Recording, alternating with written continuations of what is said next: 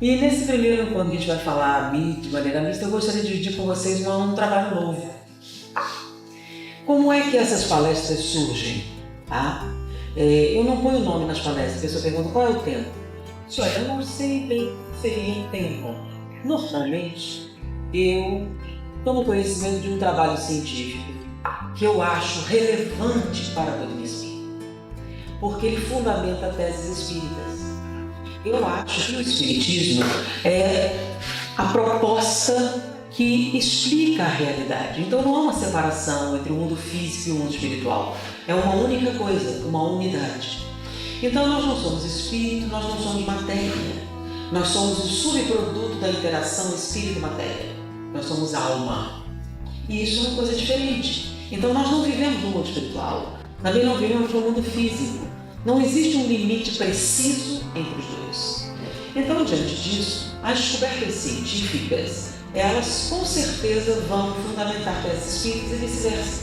Enquanto as pessoas têm medo dessa pesquisa, desse aprofundamento, as pessoas que realmente têm uma compreensão do significado do mundo espírita não têm. Por quê?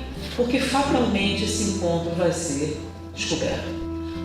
Então, diante disso, eu sempre procurei trazer essas informações para que a gente visse o paralelo que havia entre as coisas e o que você aprende no doutrina espírita. E muitas pessoas questionam: vem cá, você não fala de espiritismo? Nossa, eu sempre achei que eu só falava disso. Então, por que a pessoa não nota que há esse paralelo? Talvez porque não conheça tão profundamente o espiritismo como ela acha que conhece.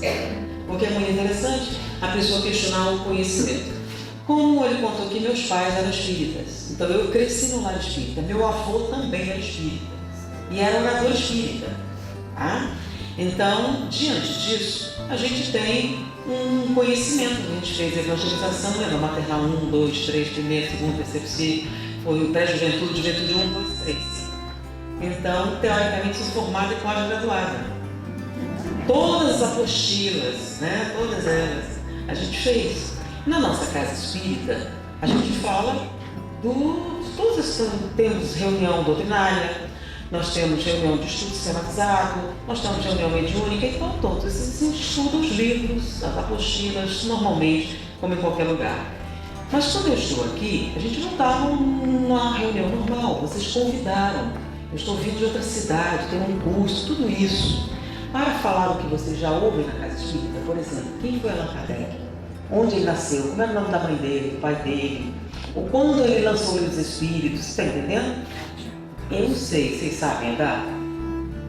Pois é, eu acho importante, mas não é o meu papel.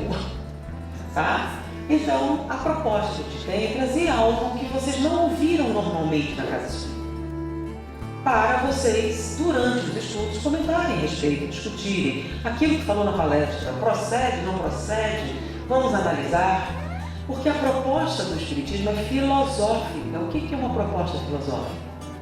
É diferente de uma proposta teológica. O que é uma proposta teológica? Teologia é uma revelação divina. Deus diz. Então, o que acontece com a teologia? Por exemplo, se você segue um livro sagrado, o que é um livro sagrado? É um livro que contém a palavra de Deus revelada. Então o livro sagrado diz lá muitas coisas. Por exemplo, a Bíblia diz que os bons irão para o céu e os maus irão para o inferno.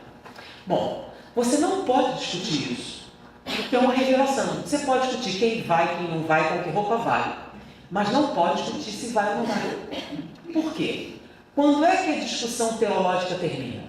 Está escrito. Não tem discussão mais. Porque é um livro sagrado. Então você não pode discutir algo que é sagrado, uma revelação divina. A proposta espírita não é essa. Por isso, qual o livro sagrado dos espíritos? O livro dos espíritos é o livro sagrado dos espíritos, que contém a verdade revelada por Deus que não pode ser discutida? Vamos de novo.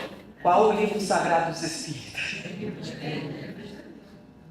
Então, quando você perguntar qual o livro sagrado, qual o livro espírita que contém a verdade revelada por Deus que não pode ser discutida?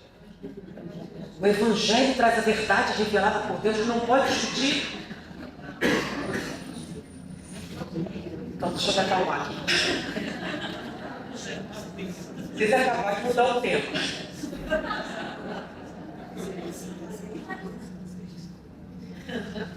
Teologia.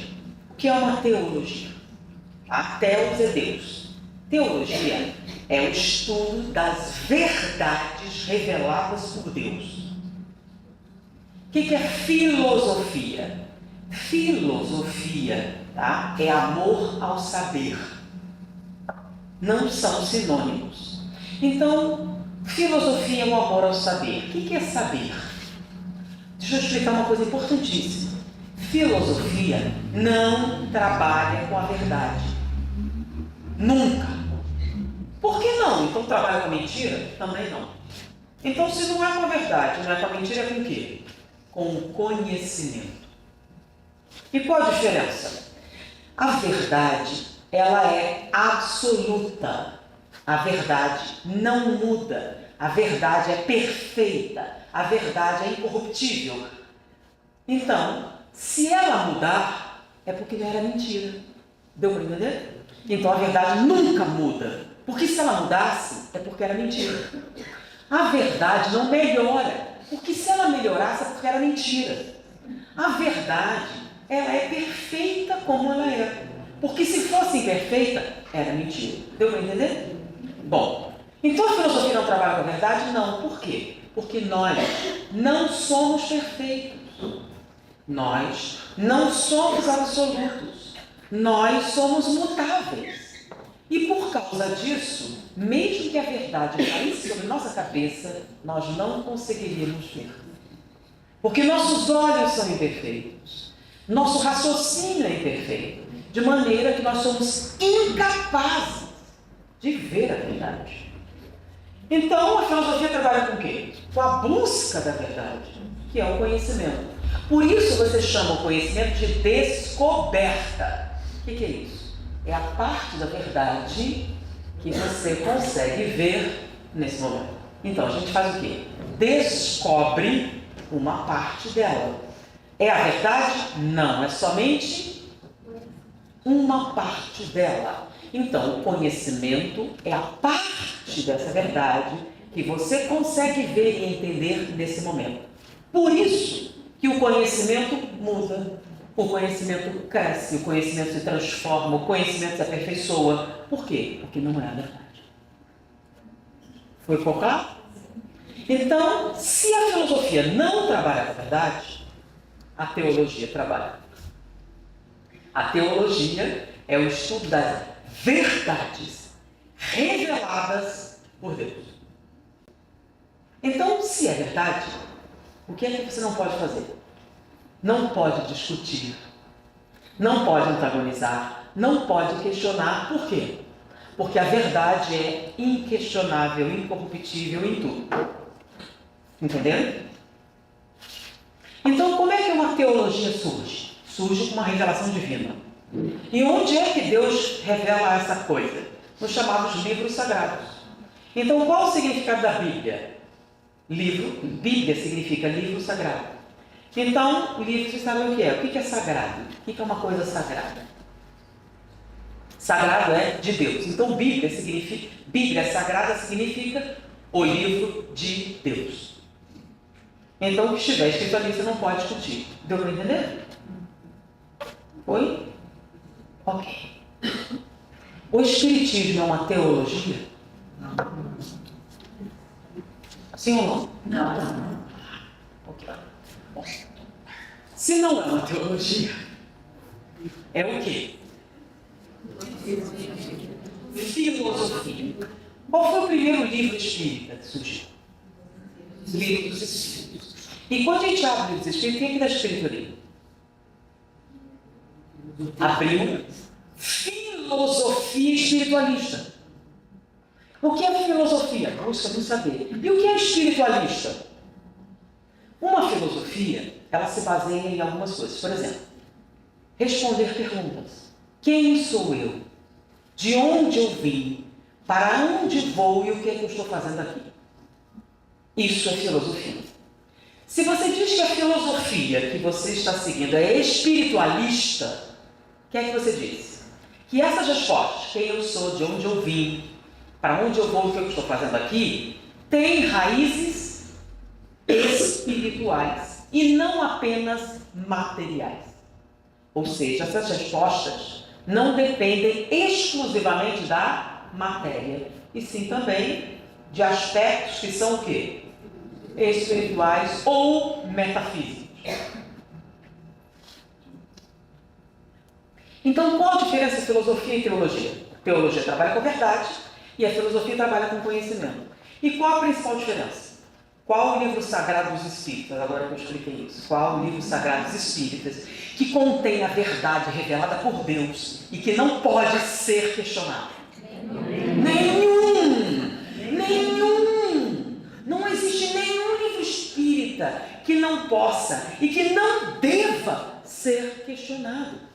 Porque a proposta espírita não é de crer. Nunca. Não é para você crer.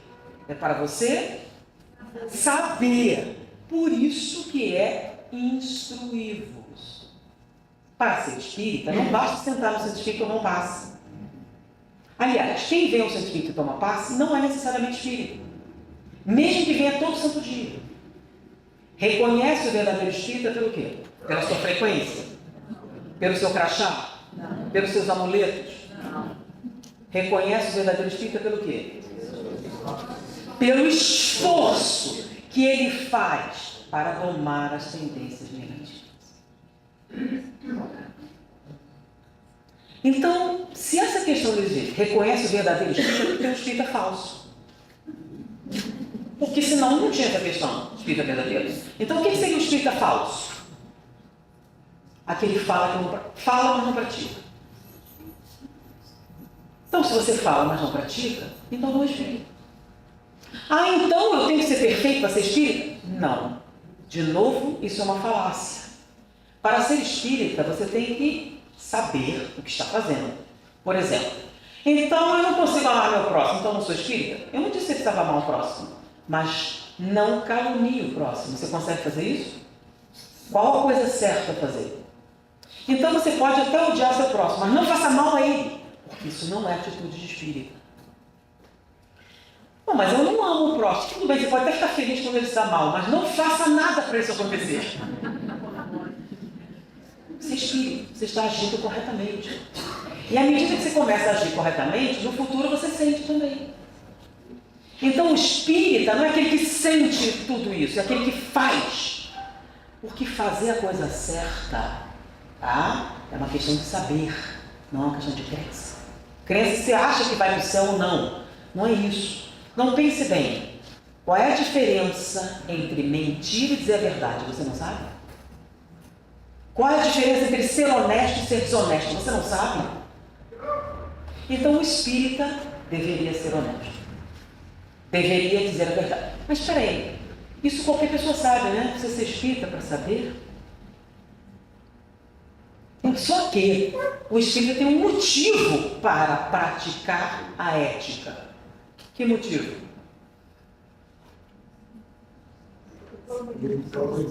Você tem ou deveria ter certeza na vida após a morte.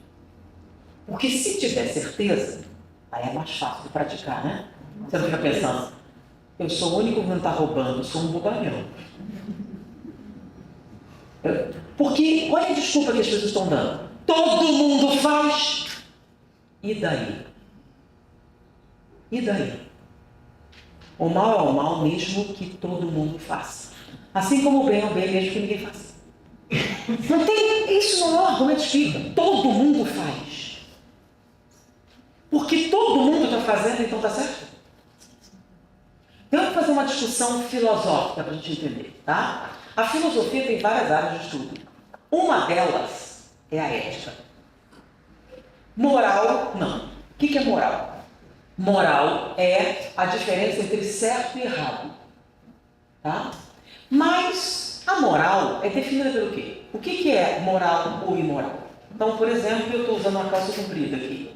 Isso é imoral? Não. Mas se eu tivesse no Afeganistão? Seria. Eu estaria tendo um atentado à moralidade. Ou seja, a moral varia dependendo de onde você está. Então, dependendo de onde você está, a moral é uma coisa totalmente diferente. Então, a moral varia conforme o quê? Sociedade, a história. Então, a moral é variável. Então, como é que você vai saber o que é certo e errado? É aí que entra o ramo da filosofia chamado ética. Então, se a ética é o ramo da filosofia, o que é a filosofia? Não é amor ao saber? Saber não é a busca do conhecimento? O que é conhecimento? Platão foi a primeira pessoa a definir o que era conhecimento, tá? Ele disse assim: existe um círculo, e nesse círculo está contida toda a verdade. O que é verdade está dentro desse círculo? Fora do círculo, mentira. E existe outro círculo que contém as nossas crenças. E esse círculo, às vezes, tem uma interseção. Por exemplo, existem crenças que são verdadeiras. E existem verdades que ninguém acredita. E na interseção estão o quê? As crenças verdadeiras. Todo mundo acha que a sua crença é verdadeira. Mas quem acredita em outra coisa acha que a sua é mentira. Então vamos lá. Existem crenças que não são verdadeiras. Por exemplo, existe gente que acredita que se amarrar o Santo Antônio de cabeça para baixo, num poço, na festa junina, arruma um noivo. E garante que arrumou mais de um com essa técnica. Existe uma comunidade na internet que diz que a AIDS não existe, que ela foi inventada pela Igreja Católica para achacar os homossexuais. Então, você já viu que existem e no meio estariam as crenças verdadeiras. Então, conhecimento são crenças verdadeiras? Não. Porque todo mundo acha que a sua crença é... Mas é dentro dessa interseção das crenças verdadeiras que vai estar um círculo, tá? Um outro círculo, chamado conhecimento. Então, segundo Platão, o que é conhecimento? Conhecimento é uma crença verdadeira e justificada. De qualquer maneira, não. Justificada racionalmente. Vamos traduzir, tá? Você acredita na reencarnação? Por quê? Se você não sabe dizer por quê, não é conhecimento. Se não é conhecimento, não é filosofia. Se não é filosofia, não é espiritismo. Então é o quê? É só uma crença que você tem. Você acredita na imortalidade da alma? Por quê? Se você não sabe dizer por quê, não é conhecimento, não é filosofia, não é espiritismo. É o quê? Uma crença que você tem. Você acredita na comunicabilidade dos espíritos? Por quê? Se você não sabe dizer por quê, não é conhecimento, não é filosofia, não é espiritismo. É só uma crença que você tem. E daí? Igual unicórnios, fadas, doentes, não faz. Não tem diferença. Porque a justificativa que você dá para a reencarnação é a mesma do cara que diz que acredita em fadas. Não tem diferença.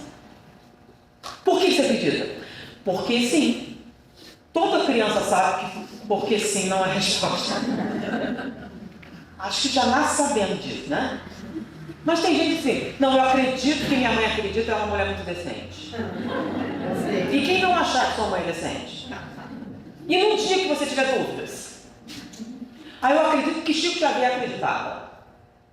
E quando você chegar no mundo espiritual, eu posso entrar? Por quê? Sou amigo de Chico Xavier. E então, para que seja conhecimento, o que você precisa? Você tem motivos válidos e racionais para acreditar nisso? Se você ainda não tem, construa, que aí você será um verdadeiro espírito. Por isso que uma das máximas do espiritismo é amai-vos ou instruí-vos. Não é ou? Qual a diferença entre ou e e? Tem diferença? Qual a diferença? Isso! Amai-vos ou instruí-vos. Basta amar ou basta instruí-vos. Basta? Não. Por isso é amai-vos. Porque amor sem instrução erra terrivelmente e instrução sem amor não permanece. Por isso que é amai-vos e instruí-vos. Ela disse assim, não foi ele. Aí a gente vai... Então, dentro da definição filosófica do Espiritismo, o Espiritismo não encara nada como uma verdade inquestionável, e sim como o quê? Conhecimento. Então, para que o conhecimento seja a palavra importantíssima, compreendido, porque ter conhecimento é uma coisa, ter compreensão é outra. O que é compreender? Compreender é pegar o conhecimento e torná-lo seu, de maneira autônoma, para que você use quando quiser. Peraí, não entendi. Tipo assim, você sabe sobre a reencarnação. Para que serve? Para nada, só para explicar por que eu me apaixonei por fulano e não por ciclano. Mas nada. O conhecimento da reencarnação muda alguma coisa no seu dia a dia? Se não muda, então você até conhece, mas não compreende. A comunicabilidade dos espíritos muda alguma coisa no seu dia a dia? Não sei. Mas você sabe que existe. Eu sei que existe. Mas faz diferença? Não. Então você sabe, mas não compreende. E se você não compreende, o que é que você não faz? Não pratica. Que é tudo. Por isso que o espiritismo não é considerado uma coisa fácil. É simples. Bem simples. Porque o que a gente falou foi simples. Mas por que não é fácil? Porque é altamente comprometedor. Porque quem compreende não consegue voltar atrás. Não consegue voltar para a ignorância. Não consegue fazer o que todo mundo faz. Por isso, uma fuga psicológica razoável, não entendia, não sei. Mas por que não? Porque eu me recuso a prestar atenção nisso. Recentemente, estava numa conversa com uma jovem, e eu penso nisso há algum tempo, né? Ela fez uma questão, Arete, você é meio dura com a plateia, né? Você é meio incisiva. Aí eu disse assim, como algumas pessoas falaram isso, tem razão. Mas se você estivesse na faculdade e valesse nota e um diploma, seria diferente? Mas não? Então, eu vou dar aula de filosofia a vocês, valendo nota e um diploma que vocês vão usar para trabalhar. Vocês não gostariam de aprender de verdade, em vez de só fazer a prova e passar? Não é uma diferença? Então, o espiritismo não vale nota. Nem vai te dar um diploma. O que ele vai te dar? Vale alguma coisa? Vale você dedicar alguns minutos da sua vida para entender melhor? Porque eu já vi uma coisa sobre as plateias, né? Existem advogados, médicos, bioquímicos, gente de todo tipo aqui. E se você é médico, advogado, bioquímico, engenheiro, você estudou um bocado, não foi? E fez prova. Então, você estudou Foucault, estudou Weber, estudou bioquímica, biofísica, ou se você é engenheiro, matemática, cálculo diferencial, fez essas provas, passou, e na hora que a gente faz algumas perguntas assim do espiritismo, não entendi. Não é além da minha capacidade, além da minha compreensão. E alguns ainda irritados. Não, é que eu não sou tão inteligente quanto você. Que é uma forma definitiva de acabar, né? Só que tem um detalhe. Não existe inteligência maior ou menor. Não sei se vocês entendem. Inteligência é uma aptidão. É uma aptidão que todos vocês têm. Se vocês são espíritas, qual é a definição de espírito? Princípio inteligente do universo. Se você fosse burro, não era espírito. Então não existe ninguém que seja burro. Todos têm a capacidade de aprender e compreender. Eu não. Bom, se você não tem, a pergunta que eu faria é, tem uma lesão no cérebro? Não. Você sofre de retardo mental severo? Não? Então tem. E por que eu não aprendi? Porque você não acredita que pode. Você disse que não pode. E não há nada que eu possa fazer, porque o nome disso é crença. E quando você tem uma crença, ninguém pode mudar isso. Santo Agostinho, santo da igreja, mas que na codificação fez uma mensagem notável, ele tem uma máxima, que durante anos eu tentei projetar na minha vida. Ele disse assim: as pessoas não são o que parecem. As pessoas não são o que deveriam ser. As pessoas não são o que gostaríamos que fossem. As pessoas são exatamente como são e não há nada que você possa fazer a respeito.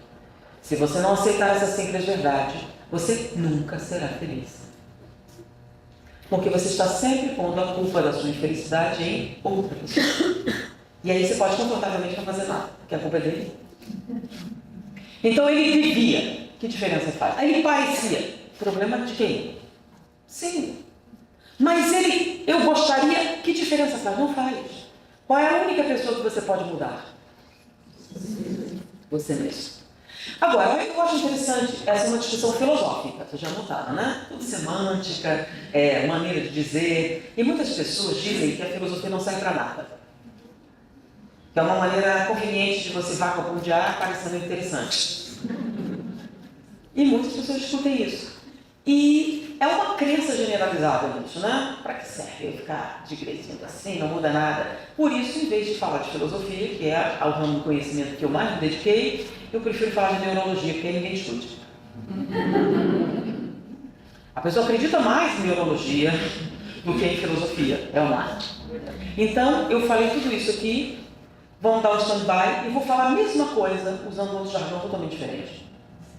Eu vou falar do trabalho de Alan Snyder. Alan Snyder é um americano radicado na Austrália e é um neurocientista que se dedica especificamente a estudar o cérebro para entender como o cérebro funciona na hora que nós resolvemos os problemas. Qual que é o problema? Então, quando você tem uma questão para resolver, como é que o seu cérebro funciona? É isso que ele estuda. E nesses estudos ele descobriu algo extremamente interessante. E para aprofundar essa questão, ele pegou um tipo específico de experimento. Ele começou a trabalhar com autistas, para ver a diferença entre o autista e a pessoa normal. E ele percebeu o seguinte, tá? O autista, ele tem uma alteração neurológica. Estou falando do autismo mesmo, que o pessoal agora está... Todo mundo é autista, não tem mais ninguém normal nessa vida, tá? Então, o autista mesmo com diagnóstico formal, ele tem uma diminuição da atividade do lobo temporal esquerdo. E o que é que o lobo temporal esquerdo faz? Ele faz algo extremamente importante para nós seres humanos. Tá? Um macaco na selva, ele tem que lidar com muita informação. Por exemplo, predadores. Se tem predadores, isso é dia e noite. Ele tem que procurar com comida, porque não sei se vocês sabem, os macacos têm que consumir uma quantidade enorme de alimentos para manter a atividade cerebral. Se o nosso cérebro funcionasse exatamente igual ao macaco, para processar a quantidade de informação que nós temos, nosso cérebro teria que pesar mais de 5 quilos. E nós teríamos que nos alimentar durante 28 horas ininterruptamente. Mas peraí, um dia só tem 24, não daria certo. Para nós fazermos frente, porque toda informação que o macaco processa, a gente processa. Só que a gente ainda processa matemática, química, física, biologia, arte, música, política e tudo mais. É um volume exponencialmente muito maior. Como a gente faz, então, para lidar com isso? O cérebro humano criou uma técnica de fazer isso. Tá? E é uma técnica muito útil para a gente. Por exemplo, bom, aí vamos ao experimento que ele fez. Tá? Ele pegou 27 equações de fósforo. Quando eu falo isso, eu já vi que eu tenho que projetar, né? O que é equação de fósforo? Você sabe o que é algarismo romano? Então, o x é o quê? O v é o quê? O d é o quê?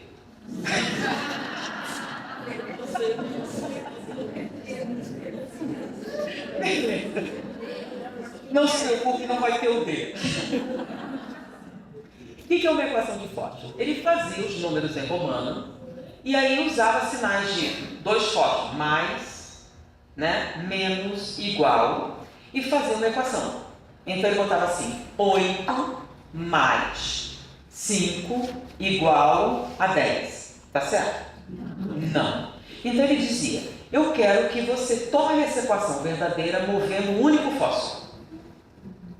Então só pode mover um fósforo e tornar a equação verdadeira. Entendeu o que é a equação de fósforo? Ok. Aí ele fez... Quem não entendeu? Bom, então ele fez 27 equações de fósforo que, para serem verdadeiras, bastava mexer um fósforo. Tá? E monitorou a atividade cerebral durante esse processo. Então, em geral, se você sabe o que são os números romanos e sabe o que são as equações, o voluntário leva em torno de 6 minutos para resolver a equação.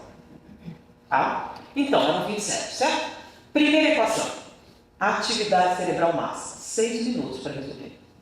Segunda equação, 6 minutos para resolver. Na terceira, você notava que tinha um padrão, que tinha ali uma jogadinha. Quando o cérebro nota isso, ele vai mais rápido. Então a terceira equação já leva 5 minutos. Da quinta, da sexta em diante, em torno de 1 minuto e meio para resolver. Por quê? Porque a atividade cerebral máxima para tentar identificar todas as coisas e resolver o problema. Então você vai procurar, vai pensar e tudo mais, você está tendo uma intensa atividade cerebral. Onde? No frontal. Quando você descobre um padrão, aí não precisa se esforçar tanto. É só aplicar a fórmula. Lembra da fórmula? Então, por exemplo, como é que você descobre a área de um triângulo retângulo? Aí você fala, deixa eu lembrar da fórmula. Você pode fazer uma coisa diferente. Por exemplo, você pega um retângulo, lado maior vezes lado menor, divide por 2, pronto, triângulo. Mas você teria que fazer o quê? Pensar sobre isso, certo? Para aplicar a fórmula, você precisa pensar? Não, você pode não saber o que está fazendo, é só decorar a fórmula. E o que é que muita gente faz? Decora a fórmula. E às vezes esquece a fórmula depois, então você não sabe nem o que se trata. Só que fórmula não serve só para matemática, serve para tudo. Por exemplo, todas as mulheres são iguais. São? Se você tratar todas as mulheres da mesma maneira, vai dar certo? Mas é uma fórmula. E isso funciona para um monte de coisas. Eu vou fazer isso com meu filho por quê? Porque meu bisavô fez, meu avô fez, vai funcionar aqui agora, tem certeza? Dá com 3, mas o quarto não dá certo. É porque ele tem defeito? Ou a fórmula não se aplica? Entenderam o problema da fórmula? Então, quando você descobre a fórmula, você aumenta a eficiência. Você vai mais rápido. Entenderam? Então, vamos fazer uma explicação aqui. Presta atenção. O que é ser eficaz? É fazer o que você se propõe, certo? Então, resolver o problema é ser eficaz. O que é ser eficiente? Ser eficiente é ser rápido no que faz. Então, você pode ser muito eficiente, mas não eficaz. E você pode ser eficaz, mas não muito eficiente. Quando você junta as duas coisas, você é eficaz e eficiente, você é efetivo. Deu para entender? Bom, os padrões são úteis para os seres humanos? Torna você muito mais eficiente. Porém, quando você se apega muito às fórmulas, aos padrões, pode acontecer um problema, que é o que ele mostrou no seu experimento. Ele fez 27 equações de fósforos. As 26 primeiras seguiam o padrão. E a 27ª mudava tudo. Para resolver, ainda só precisava mexer um fósforo. Mas não era ao mesmo jeito. E o que acontecia com todos os voluntários? Ninguém conseguia resolver. 6 minutos depois, não conseguia. Nenhum deles conseguiu. Por que não? Porque ele ficava tentando encaixar a última equação no padrão. Bom, aí, entre os autistas que têm diminuição da atividade lobo-temporal esquerda, 10%, menos de 10%, são considerados savant. O que é isso? São autistas com uma aptidão especial Por exemplo, para matemática, música, arte, construção espacial. O cérebro deles parece funcionar como um computador. Então, por exemplo, aqueles que têm a capacidade musical, você toca uma peça, ele instantaneamente sabe e toca igual. E se você disser, você errou? Não, eu não erro. Não, você errou. Só se você me ensinar errado. Porque se me ensinar certo, eu não erro nunca. É assim que funciona. Só que tem um detalhe. O autista reproduz exatamente o que viu. Ele não tem o quê? Isso. Então, eles produzem fenômenos, parecem fenômenos assim, né? Matemática, etc. Porém, ele não tem uma coisa. Então, quando Schneider colocava um autista savant para resolver as equações de fósforo, ele resolvia as 27 equações entre 3 a 4 minutos. E nunca mudava. Ele nunca errava, nunca errava, mas sempre levava o mesmo tempo. Menor do que se levava inicialmente, mas todas elas. Ele não ficava mais rápido com o tempo. Por que não? Porque o autista savant tinha uma diminuição da atividade do lobo temporal esquerdo, que é onde nós construímos padrões.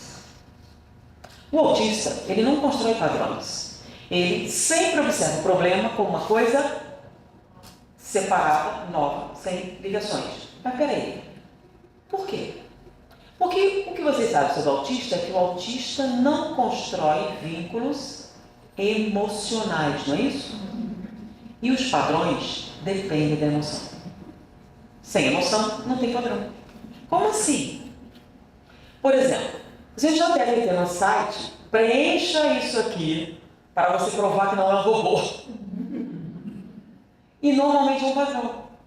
Porque só seres humanos, emocionalmente, conseguem construir um padrão.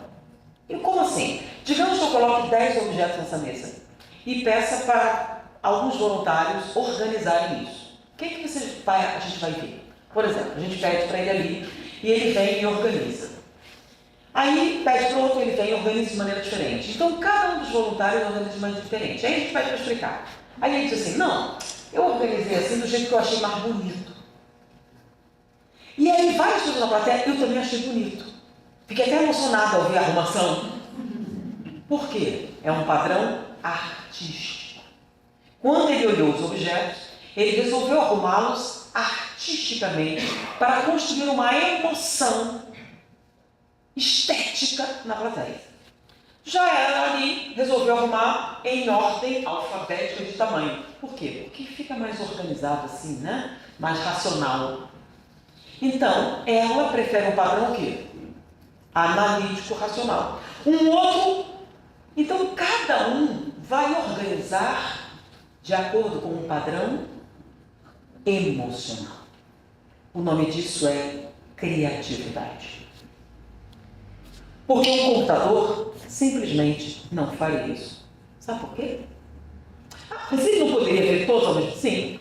Então o computador ele vai olhar os objetos e vai ter um cálculo matemático de todas as probabilidades de arrumação e não vai fazer. Por quê? Porque ele não sabe o que é mais importante ou o que fazer primeiro. Você consegue fazer isso porque você escolhe o que você gosta. Você escolhe, por um motivo qualquer de natureza emocional, o que você vai fazer primeiro. Então você decide fazer. O computador não decide, ele só faz o que você manda. Porque ele não pode decidir o que fazer primeiro. Foi? E o autista também não. Porém, ele compensa isso com um aumento da atividade temporal direito, que faz com que ele resolva as equações dentro das fórmulas que ele foi apresentado. Foi? Entendeu? Aí, e o que isso tem a ver com espiritismo? Com filosofia? Com nada que você falou, não percebi. E eu achei notável. Por que foi que a Anna Schneider fez? Ele pegou os voluntários normais, que não conseguiam resolver a 27ª equação, ele construiu um equipamento de estimulação transcraniana. Aí botava o aparelho na pessoa, quando chegava na 27ª equação, que normalmente 6 minutos não resolvia, ele dava um pequeno pulso elétrico e bloqueava a atividade do lobo temporal esquerdo e todos os voluntários, sem exceção, resolviam o problema. Ou seja, choque no lobo temporal esquerdo faz você mais criativo.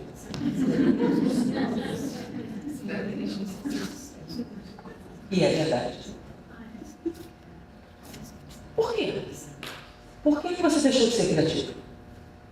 Porque você não está pensando. Você está aplicando uma fórmula pré-estabelecida. E quando você se apega a uma fórmula, você perde o quê? A adaptabilidade. Você perde a capacidade de mudar, de pensar diferente, de pensar fora da caixinha. Você se prende ao que ele chamou de mindset. Ou traduzindo para a velha guarda, mentalidade de rebanho. Você segue o que está na moda, você segue o que diz para seguir, você faz o que todo mundo faz, você faz o que todo mundo manda, o que todo mundo está fazendo, eu também faço. Então, você não tem ideias próprias. Você não pensa se o que você está fazendo combina ou não com o que você quer fazer. Por exemplo, eu pergunto, quem gostaria de melhorar de vida? Um monte de gente levanta o braço, né? Por que não melhora? Quem é que impede você de melhorar? Vem cá, o que você está fazendo te leva onde você quer ir? Não. Por que você continua fazendo então? Se você já sabe que não dá certo. Porque eu não consigo fazer diferente? Você não consegue fazer diferente? É como se estivesse batendo na parede, voltando e tentando de novo, anos. Você tenta passar. É mais ou menos assim, eu te dou um pino quadrado, um buraco redondo e fica tentando encaixar. E fica anos tentando encaixar. Não dá para ver. Se eu te der um pino quadrado, um buraco redondo, não dá para você não. Quantas tentativas você vai ver que não encaixa? Então, qual o sentido? Você empacou na 27ª equação e não consegue sair. Tá? Você crê piamente que é burro, que não dá, que não adianta, que não pode, que nunca vai conseguir, que você não é ninguém, que não pode, que não presta, que não adianta, não consegue, não vai conseguir, nunca conseguirá. Ah, mas ela conseguiu. Ah, mas ela tem um DNA intergaláctico. Se eu tivesse também, fazia. Por quê? Porque não dá, porque não posso, não adianta, não consigo, nunca vai dar certo, ninguém consegue, é impossível. Ah, ela conseguiu. Ah, mas também, olha só, quem é o pai dela? Por quê? Porque não dá, não adianta, não consigo, não pode ser, ninguém faz. E ela fez, mais. Mais o quê? Mais o quê? Você está procurando desculpa. Por quê? Porque não dá, não adianta, não consigo, nunca vai dar certo, porque ninguém consegue. E isso é mentira. Qualquer um consegue. Peraí, não consegue não. Consegue sim. Basta um choquinho logo temporal esquerdo. Porque isso não serve só para equação de fósforo. Serve para você resolver sua vida. Então você acha que não tem saída, aí tem uma diminuição do temporal esquerdo e de repente você sai daquela mentalidade e pensa na sua própria vida e resolve o seu problema. Isso funciona? Por isso que eu achei que valia a pena compartilhar essa pesquisa. Porque ela fundamenta uma pergunta do Livro dos Espíritos, que diz assim: pode o homem, mediante seus esforços, domar suas tendências negativas? Sim ou não? Sim. É fácil ou difícil? Olha só, um monte de gente aqui falou difícil. Vírgula. Resposta dos espíritos. Sim, vírgula. Mediante um esforço muito insignificante. O que vos falta é vontade. Sabe o que ele está dizendo? Que você pode largar de beber, largar de fumar, emagrecer 40 quilos, resolver seus problemas financeiros. Tá de brincadeira. Eu não acabei de provar que com choque elétrico no cérebro você faz isso? Então não precisa acreditar em mim. Você entra na internet, procura lá Alan Snyder, tá? E vê a pesquisa dele. Então ele está dizendo que nossa mentalidade filtra a realidade de tal maneira que você não enxerga nada além daquele pacotinho. E como você não enxerga nada além do pacotinho, você não vai mudar nunca. Por que não? Vamos lá. O livro diz que fazendo falta vontade. Aí você tem vontade, mas é difícil. Ele disse que é o contrário. É fácil, você que não tem vontade. O problema, então, é o quê? É que você não sabe o que significa vontade. O que é vontade? Vamos lá. Para você ter a vontade de comer brigadeiro, o que você precisa essencialmente fazer? Sem isso, nunca você vai ter vontade de comer brigadeiro. Você precisa o quê? Pensar em brigadeiro. Se você nunca pensar em brigadeiro, vai ter vontade de comer? Não. Então você pensou tempo suficiente na sua vida? Fora da crença que não dá, não adianta, não vou nem tentar, porque é impossível, porque eu não posso, porque sou burro, incapaz, não pode, nunca vou conseguir, não adianta, não vou tentar, não vou pensar sobre isso, porque é impossível, não dá, não consigo. E ela? Ah, mas ela?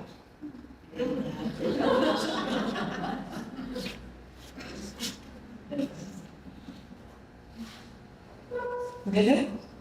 Você não pensa assim, se ela conseguir, eu também consigo. Se um monte de gente conseguir, eu também consigo. Se ela conseguir, eu consigo também. E quando está muito próximo, fica pior ainda, você fica com ódio. Porque parece que ela está jogando na sua cara que ela conseguiu. O nome disso é inveja. Porque quando a pessoa é muito diferente, você vai dizer, a ideia é intergaláctica, o pai dela, que ela nasceu na Escandinávia, você inventa alguma coisa. Agora, se ela for próximo demais, eles... Ixi,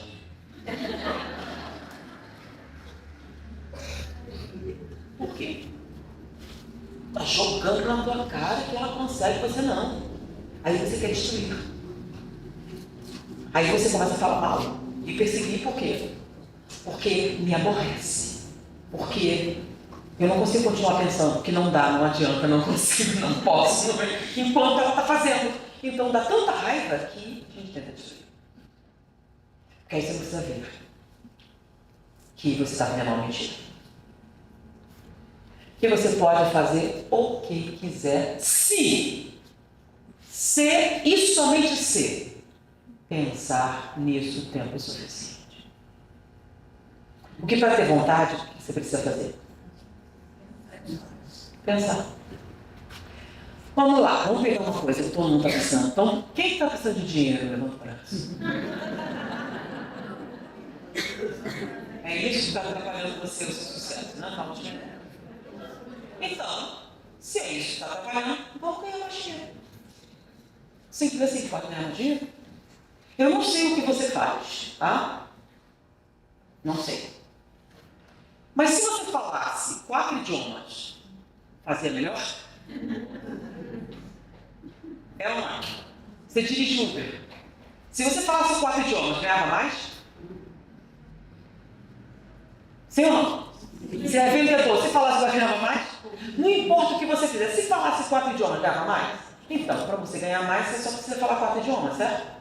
Por que você não fala 4 idiomas? Vamos melhor. O que impede você de falar 4 idiomas? Ah, não vem que eu sou burro.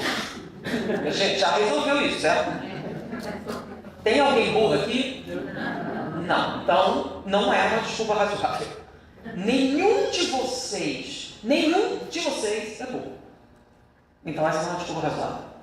Tá? Então, eu vou contar para a história de um motorista Rio-Bahia. Tá? Não precisa acreditar em mim, a gente tem São Google. Uma santa descoberta que vai ter a santa informação. Então, esse motorista Rio-Bahia, ele casou-se e teve o primeiro, o segundo. Quando chegou no 6º filho, ele começou a ter problemas. Dificuldades financeiras, e ele começou a ter que fazer muitas viagens. Isso é perigoso. Mas a pressão de trabalhar era muito grande, e um dia ele precisava, ele estava cansado, pediu para o filho mais velho acompanhar ele na viagem. E aí o filho disse, só que eu tenho uma prova, eu preciso estudar. Tudo bem, você vai estudando no caminho, eu vou estudar inglês, não tem problema. Então, o filho foi no caminhão junto com o pai, botava os CDs de inglês que ele tinha que estudar, e ele foi, no começo ao fim da viagem, ouvindo o negócio de inglês, ele treinando, né? E o pai também. Quando chegou lá, o filho ia voltar e disse, você me empresta o CD? E me ajudou, fiquei acordado, prestando atenção no negócio, né? E aí o filho deu os CDs de inglês e ele voltou na Rio-Bahia, ouvindo aquele negócio, repetindo aquelas coisas, exercícios, todinho. Aí passava um tempo, ele disse, cara, você não tem outro não, porque esse aqui já não está funcionando. Aí eu tenho, vou dar outro idioma pra você. Não, mas pega um difícil, assim, pra ficar acordado. Aí tá bom. Aí deu para ele de alemão. Difícil. Aí foi, funcionou com a beleza. Nossa, você tentando falar alemão, você fica acordado. Mas ele foi várias vezes depois, não está funcionando mais, não tem outra coisa assim, que não trouxe mais difícil. Japonês, nossa! E passando vários meses, um dia, o caminhão parou na estrada e tinha um ônibus de turismo quebrado. Os turistas estavam perdidos ali no meio da Rio Bahia, né? E ele foi conversar em francês, alemão, porque ele falava 7 idiomas. Nem ele sabia falar 7 idiomas. Quando o cara falou assim, ele reconheceu, né? Você vê? Japonês. Ele começou a falar com os caras, ele sabia, entendeu o que ela falava, entendia. Falou, e chamou a atenção de um repórter, né? E aí é por isso que eu sei a notícia, e vocês também agora. E perguntaram assim, mas você tem interesse em idioma? Não. E você aprendeu 7 idiomas? Sim, eu não queria aprender 7 idiomas, eu queria ficar acordado. Veja bem, o cara não queria aprender. Ele só queria ficar acordado e aprender os 7 idiomas. E se você quiser aprender o idioma? O que é que te impediria? Estão entendendo? Um cara aprendeu 7 idiomas sem querer. E você não vai poder dizer que ele tinha um DNA intergaláctico, nasceu na Escandinávia. Vocês estão entendendo? Então, o que é que impede você? Sua mindset. Nome chique, né? A sua mentalidade. Não dá, não adianta, não consigo, nunca conseguirei. Só daqui a 10 encarnações, porque eu sou ruim, sou mau, sou perverso. Não adianta, não consigo, nunca vou superar, nada vai fazer, nunca posso, não adianta. Enquanto isso estiver na sua mente, pode esquecer. Só daqui a 10 encarnações não. Porque a gente só muda em 2 circunstâncias. Quando aprende ou quando cansa de sofrer. Qual você escolhe? Tem gente que prefere sofrer, né? É mais fácil. Por que é mais fácil? Porque para você mudar sem isso, tem que pensar. Tem que pensar na sua vida. Tem que pensar no que está fazendo. Por que você fez isso? Você já parou para perguntar? Por que você fez? Qual é a vantagem de fazer? Eu deveria continuar fazendo? Quero ou não quero fazer isso? Não, eu sou chefe. Eu não tenho inteligência. Não, peraí, a gente já resolveu isso. Não, eu não tenho aquela do Goleman, inteligência emocional. E o que é inteligência emocional? Ter consciência das suas emoções no momento em que elas acontecem. E o que é necessário para ter isso? Livros Espíritos. O que fazer para alcançar a felicidade e resistir ao mal? Um sábio da antiguidade falou disse, conhece a ti mesmo. Mas não dá, é impossível, não adianta, não vou nem tentar, porque não vou conseguir, porque... Olha o que você quiser, você não vai nem tentar. E é claro, se você não tentar, é porque você pensa assim, vamos deixar como é que está para ver como é que fica? Vou responder, fica do mesmo jeito. Pode o homem, mediante seus esforços, domar suas tendências negativas? Sim ou não? Sim. Mediante o esforço, muito significante. O que nos falta é... Então vocês começaram a palestra não acreditando nisso. É muita filosofia, né? As brincadeiras, isso é lindo de falar, mas na hora da vamos ver não serve para nada. E aí termina com uma pesquisa demonstrando que um simples choque elétrico faz isso. Quanto esforço precisa? Não vai sair com choque elétrico aí, não. Funciona assim, tem uma parte especial, é localizado, tem todo um aparato, tá? Você consegue o mesmo resultado se você fizer o quê? Tomar consciência dessa programação que está dentro da sua vida. Tira um tempo para pensar. Aquilo que é isso mesmo, que o filósofo faz, que você achava assim, para, esvazia a mente, sai de tudo isso, pensa na sua vida, pensa no rumo da sua vida. Você está satisfeito com o que você tem? Principalmente, você está satisfeito com o que você é? Você gosta do que vê no espelho? Você gosta de você? Sabe por quê? Porque se você não gosta, você com certeza tem uma vida difícil, porque você não acredita que ninguém goste. Sabe por quê? E quando alguém disser para você, eu te amo, isso é fácil falar. Por quê?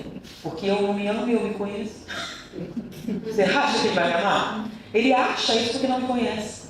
Porque quem é melhor do que eu para dizer se eu sou amável ou não? Lembra? Aquela coisa do amar é próximo de si mesmo, você achava que não fazia sentido? Faz. Você não permite que ninguém te ame porque você não se ama. Porque você acha que não presta. Então você não aceita que alguém te ama.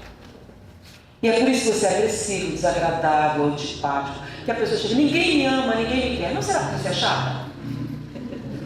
Já pensou nessa possibilidade? Ninguém ama você porque você é muito chato. Não dá. É insuportável. E você quer que as pessoas relevem. Por quê? Por que deveria? Então, a gente não pensa. A gente está procurando sempre o quê? Fora de nós. E o problema está onde? Ah, mas peraí, se a pessoa não gostando de mim? Vem cá, o problema é de quem? Por que isso é relevante para você? Não, mas porque eu quero que todos me amem. Isso é um nome, chama-se vaidade. E as pessoas confundem muito vaidade com orgulho, sabe? O orgulhoso se acha melhor que os outros. O vaidoso quer que todo mundo saiba disso. Não é a mesma coisa. E a confusão está feita. Porque muitas pessoas nem percebem que é orgulho. Tá? Vocês sabiam, orgulho. Orgulho de ser humilde. Existe. Sabe como é que funciona? Olha essa mulher. Eu não, sou uma pessoa simples. Ela ali não faz nada. Eu não, eu sou bom, trabalho tanto. Faço caridade, tenho sopa. Dou passo de segunda a segunda ininterruptamente. Até minhas costas arrebentarem. Já dei 5.000 pratos de sopa em 10 anos contados. Eu sou uma excelente pessoa. Eu sou a primeira a chegar, a última a sair, me visto simplesmente. Eu sou uma perna. Ela não é sã, criatura. Oh, meu Deus, que Deus abençoe essa criatura, porque eu sou boa. E parece que é, porque ela realmente trabalha muito, sai do mundo. Ela não se importa no lugar, não. Pode sentar, coitada. Quanto é que é um problema quando você discorda? Porque a pessoa que é ótima, ela tem o direito de julgar, né? Quem se não ela? Uma excelente pessoa para dizer que você está errada, minha filha.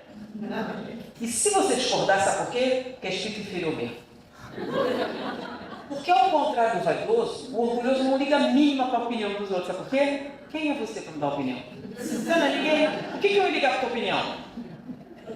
Porque eu sei. Então, se eu estou dizendo é porque é. Simples assim. Então, o orgulhoso não liga a mínima para a opinião de ninguém. Quem liga é o vaidoso. Porque o vaidoso quer unanimidade. Não são a mesma coisa. Então, aquele cara vistoso, aparente assim, não é orgulhoso, é atitude. O orgulhoso não se importa com a sua opinião. E esses são problemas. Porque você não admite que tem. E se não admite, lembra. Se você não pensar sobre sua vida, no significado dela, não tem solução. Porque a mudança só vem de dentro para fora.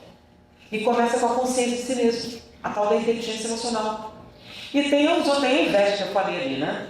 O problema da inveja é que ninguém sente. Só sofre. Não? Eu não vejo ninguém, mas outro tem uma inveja danada, né?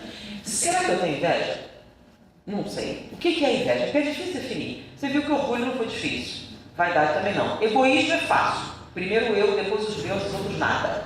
Pronto. Egoísmo é simples assim. Porque olha só, as pessoas nem notam, né? Por exemplo, quando você tem um relacionamento afetivo com uma pessoa egoísta. É lindo, maravilhoso, encanta as pessoas, pessoa ótima, até que falta alguma coisa. Porque no dia que faltar alguma coisa, muda tudo.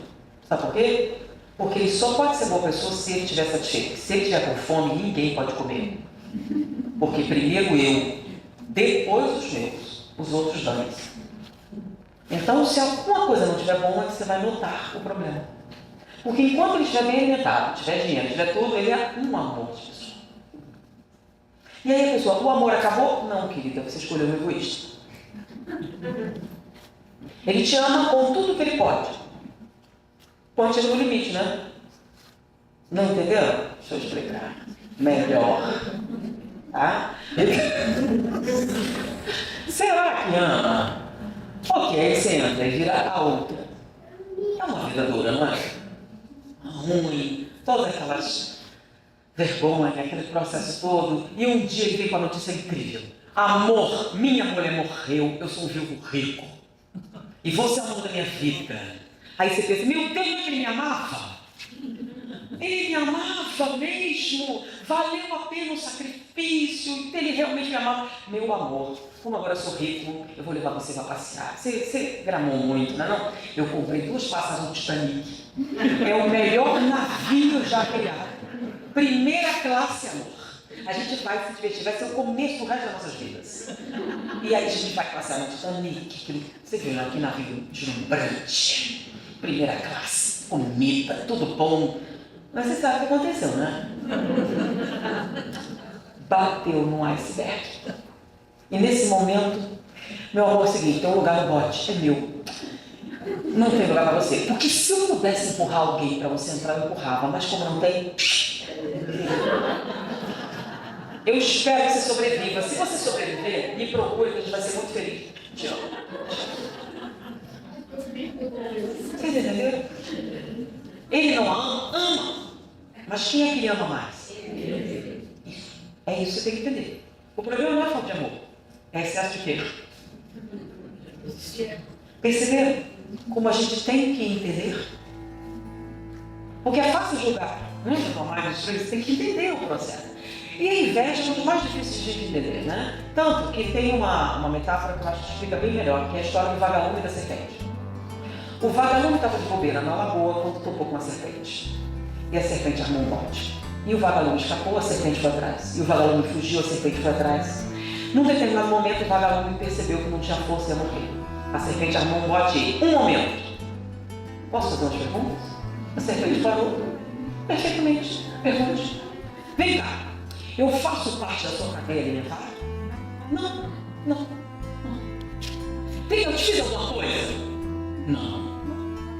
Então por que você quer me comer? Nada pessoal, você brilha. Isso é a definição da inveja. Por que a pessoa quer destruir? Ela quer seu lugar? Não. Não. Você quer alguma coisa? A gente entende a raiva, a vingança. Não. Por que quer destruir? Nada pessoal, porque você brilha. E provoca. Então, como eu faço me livrar disso? É simples. Não faça nada, não diga nada, não seja nada, que isso não tem problema. Mas no momento em que fizer, alguém se incomoda. Então nada. É uma regra da vida. E aí? Aí você tem a fala de Marta Teresa de Calcutá, né? Uma recordação. Você levou uma vida construindo, alguém destrói com poucas palavras. Uma obra que você levou anos para construir, alguém vem e destrói. E tudo que você construiu pode ser destruído em instantes por outra pessoa. E daí? Nunca foi entre você e elas. Não é entre você e Deus. Então a gente não faz as coisas para agradar os outros. A gente deve fazer para fazer o quê? Para nos fazer feliz. Porque se não é porque não dá, não adianta, não consigo. Não vou nem tentar. E continua sem fazer. Faz o que não gosta, vive como não quer e nunca diz o que pensa. É uma vida difícil. Porque manter essa mentira dá um trabalho também. Enquanto você termina, está exausto para manter uma máscara que não representa quem você é. Que vida difícil. Que infelicidade. E o pior é que tudo vem alguém tão alegria, tão miséria. Mas não tem problema, porque não tem nada. Ser feliz não significa não ter problemas. A pessoa feliz é aquela que... Porque ser feliz não é um lugar onde você chega, é um jeito de viajar. Você vai dizer que Dival não tem problema? E Chico não tinha problema? Porque ele tem o DNA intergaláctico? Não, porque todos nós temos problemas. A diferença é como você lida com seus problemas. Se for, não dá, não adianta, não vou nem tentar, você já sabe o resultado. Vamos deixar como é que está? Para ver como é que fica? Fica do mesmo jeito. Pode o homem, mediante seus esforços, tomar suas negativas? Sim, mediante o esforço muito insignificante. O que nos falta é vontade, segundo as mais modernas tendências da neurofisiologia moderna. Foi um prazer estar com vocês. Muito mais.